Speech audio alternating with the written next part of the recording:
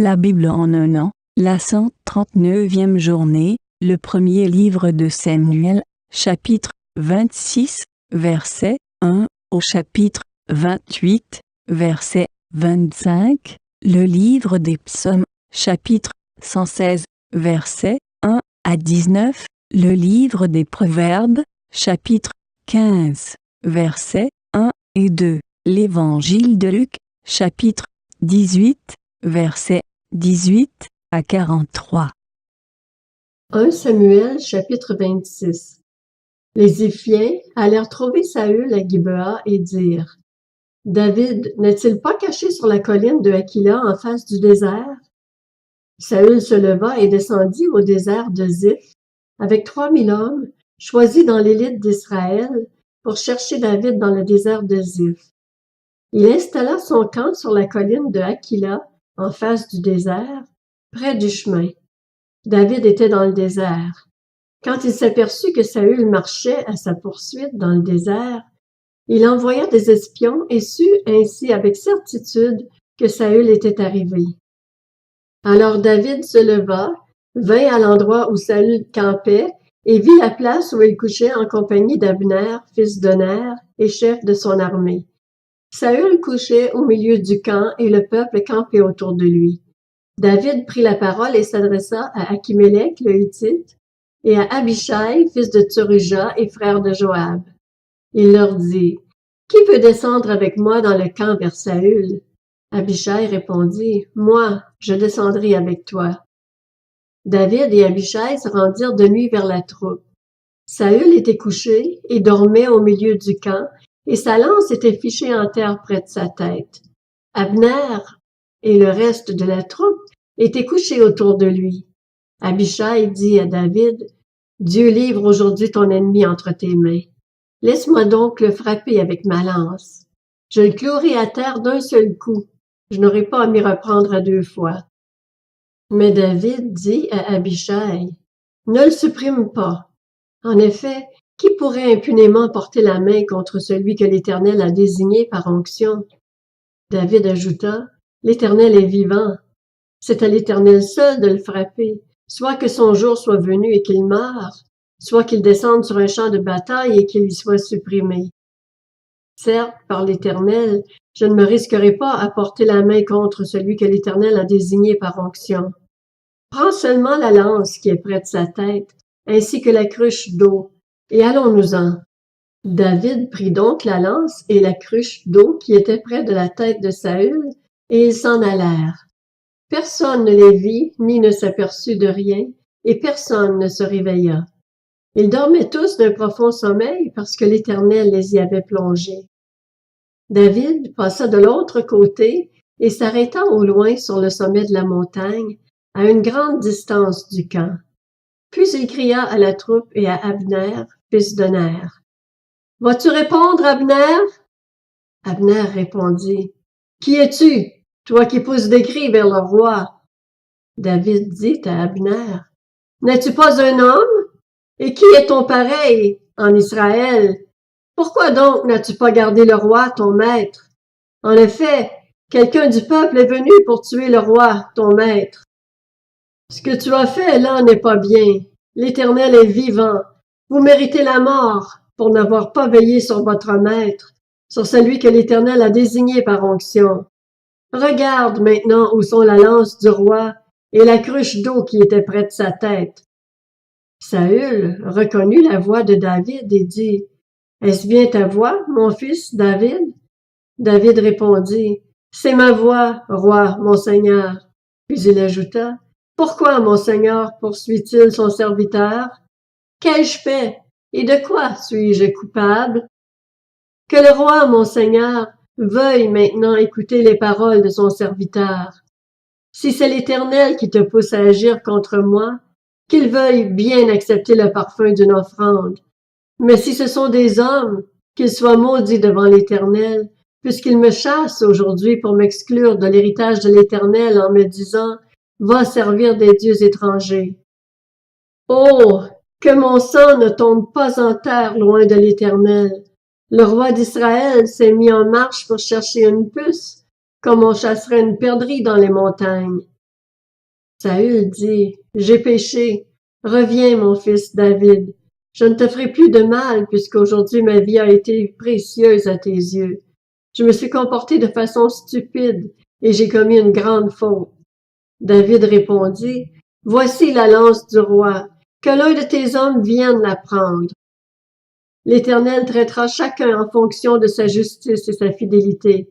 En effet, il t'avait livré aujourd'hui entre mes mains, et je n'ai pas voulu porter la main sur celui que l'Éternel a désigné par onction.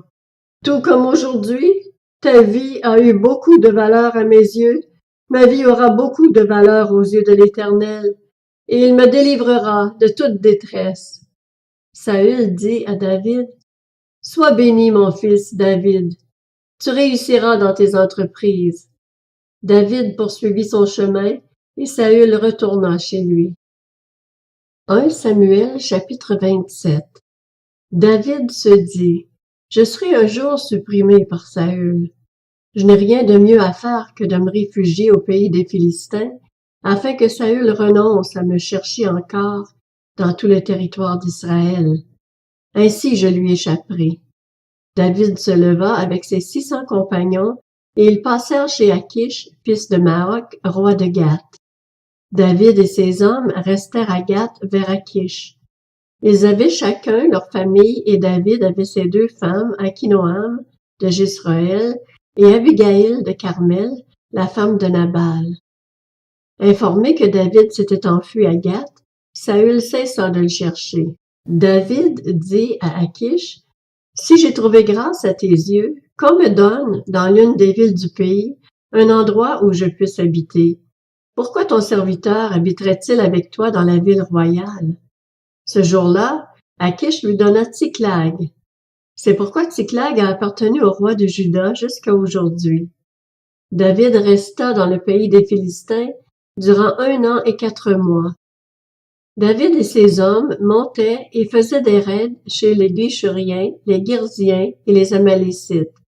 Ces nations habitaient la région depuis l'Antiquité, du côté de Shur et jusqu'en Égypte. David dévasta cette région. Il ne laissait en vie ni homme ni femme, et il enlevait les brebis, les bœufs, les ânes, les chameaux et les vêtements, avant de retourner chez Achish. Achish demandait, « Où avez-vous fait vos coups aujourd'hui? » David répondait, « Dans le sud de Juda, des Jérakmeélites et des Kéniens. » David ne laissait ni homme ni femme en vie pour les amener à Gath. Il pensait, en effet, il pourrait parler contre nous et dire, « Voilà ce que David a fait. » Ce fut sa manière d'agir durant tout le temps où il habita dans le pays des Philistins. Achish se fiait à David et se disait, « Il provoque le dégoût d'Israël, son peuple, et il sera pour toujours mon serviteur. » 1 Samuel chapitre 28. À cette époque-là, les Philistins rassemblèrent leurs troupes et formèrent une armée pour faire la guerre à Israël. Achish dit à David, « Tu dois savoir que vous ferez cette campagne avec moi, toi et tes hommes. » David répondit à Achish, « Eh bien, tu verras ce que ton serviteur fera. » Achish dit à David, « Eh bien, je t'établirai pour toujours comme mon garde du corps. » Samuel était mort. Tout Israël l'avait pleuré et on l'avait enterré à Rama dans sa ville. Saül avait supprimé du pays ceux qui invoquaient les esprits et les spirites. Les Philistins se rassemblèrent et vinrent installer leur camp à Sunem. Saül rassembla tout Israël et ils établirent leur camp à Gilboa. À la vue du camp des Philistins, Saül fut rempli de peur et son cœur trembla violemment. Il consulta l'Éternel, mais l'Éternel ne lui répondit pas, ni par des rêves, ni par l'Urim, ni par les prophètes.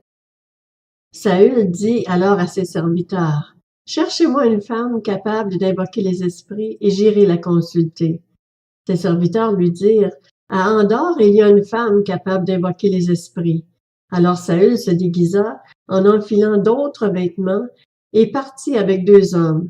Ils arrivèrent de nuit chez la femme. Saül lui dit, « Pratique donc la divination pour moi en invoquant un mort, en faisant monter pour moi celui que je t'indiquerai. » La femme lui répondit, « Tu sais ce que Saül a fait. la manière dont il a fait disparaître du pays ceux qui sont capables d'invoquer les esprits et les spirites. Pourquoi donc tends-tu un piège à ma vie? Veux-tu me faire mourir?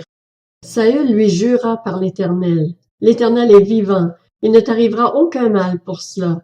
La femme demanda, qui veux-tu que je fasse monter pour toi? Il répondit, fais-moi monter Samuel. Lorsque la femme vit Samuel, elle poussa un grand cri et dit à Saül, pourquoi m'as-tu trompé? Tu es Saül.